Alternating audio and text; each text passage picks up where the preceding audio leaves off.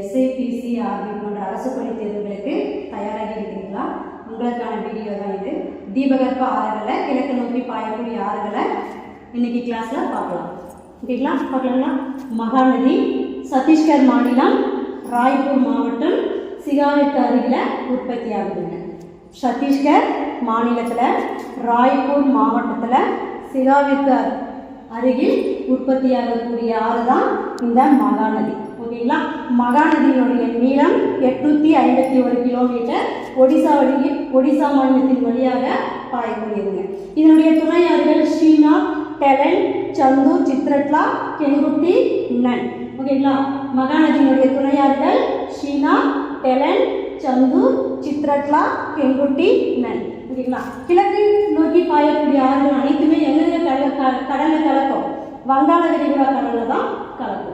ஓகேங்களா? இப்போ நம்ம பார்த்த ஆறுகள் மகாநதி சத்தீஸ்கர் ராய்ப்பூர் மாவட்டம் சிகாவிற்கு அருகில் உற்பத்தி ஆகுது. 851 கிலோமீட்டர் நீளம். ஓகேங்களா? துணை ஆறுகள் ஸ்ரீநாத், டெலன், சந்து, சித்ரட்லா, கெங்குட்டி, நன். கடலில் கலக்கக்கூடிய இடம் வங்காள விரிகுடா. சரிங்களா? நெக்ஸ்ட் ஒன் கோதாவரி மகாராஷ்டிரா மாநிலம் நாசிக் மாவட்டத்தில் மேற்கு தொடர்ச்சி மலையில் உற்பத்தி ஆகக்கூடியது. 1465 கிலோமீட்டர் நீளம். தீபகற்ப இந்தியாவில் பாயக்கூடிய மிக நீளமான ஆறு.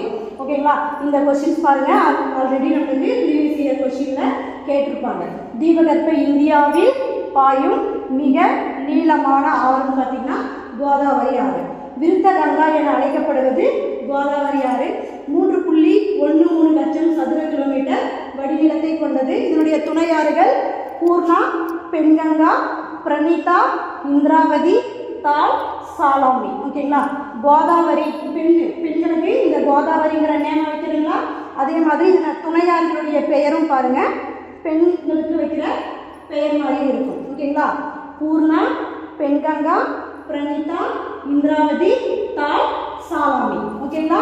கோதாவரி ஆறு மகாராஷ்டிரா நாசிக் மாவட்டம் மேற்கு தொடர்ச்சி மலையில் உற்பத்தியாகும். 1465 கிலோமீட்டர் நீளம் பாயக்கூடியது. தீபகற்ப இந்தியாவில் பாயும் மிக நீளமான ஆறு. விருத்த கங்கா என அழைக்கப்படுவது. 3.13 லட்சம் சதுர கிலோமீட்டர் வடிநிலத்தை கூடியது. துணையாறுகள் பூர்ணா, பெண்கங்கா, பிரணீதா, இந்திராவதி, தால், சாலாமி. ஓகேங்களா? இந்த கோதாவரி ஆறு பார்த்தீங்கன்னா ராஜமுந்திரிங்கிற இடத்துல 2 கிளைகளா பிரிவடையும். கௌதமி வசிஷ்டா என்று ராஜமுந்திரிக்கு பார்த்து 2 கிளைகளா பிரிவுங்க. இந்த கோதாவரியினுடைய டெல்டா பகுதியில் நன்னீர் ஏரி என்ன அப்படின்னு பார்த்தீங்கன்னா கொள்ளேறு ஏரி. கோதாவரி டெல்டா பகுதியில் இருக்கக்கூடிய நன்னீர் ஏரி கொள்ளேறு ஏரி. சரிங்களா? நெக்ஸ்ட் பார்த்தீங்கன்னா கிருஷ்ணா, கிழக்கு நோக்கி பாயக்கூடிய ஆறுகளில் ஒன்றான கிருஷ்ணா. இதுவும் என்னங்க மகாராஷ்டிரா மேற்கு தொடர்ச்சி மலையில மகாபலேஸ்வர் என்ற இடத்துல தான் உற்பத்தி ஆகும். கிருஷ்ணானால என்னங்க பலே. ஓகேங்களா? மகாபலேஸ்வர் என்ற இடத்துல உற்பத்தி ஆகும். 1400 கிலோமீட்டர் நீளமுடையது.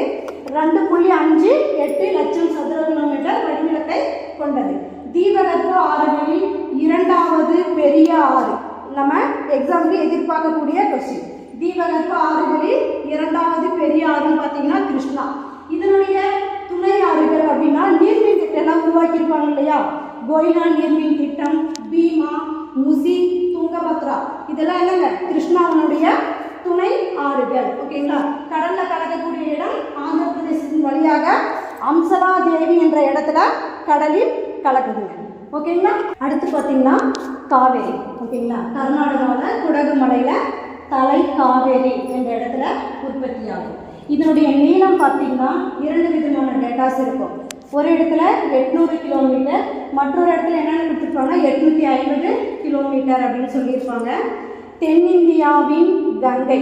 ஓகேங்களா? இது நியூ புக்கில் புதுசாக அப்டேட் பண்ணியிருக்கிற வேர்டுங்க, பார்த்துக்கங்க. தென்னிந்தியாவின் கங்கை என அழைக்கப்படுவது காவேரி. ஓகேங்களா?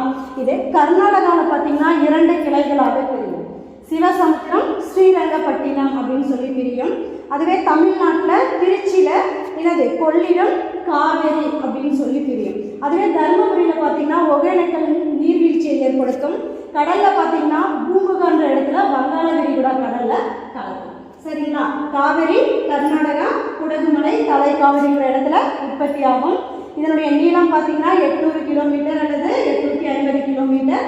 தென்னிந்தியாவின் கங்கை என அழைக்கப்படுகிறது. கர்நாடகாவில் சிவசமுத்திரம், ஸ்ரீநகர், பட்டினம் என்ற 2 கிளைகளாகவும், தமிழ்நாட்டில் திருச்சியில் கொள்ளிடம், காவேரி என்று 2 கிளைகளாக பிரியக்கூடியது.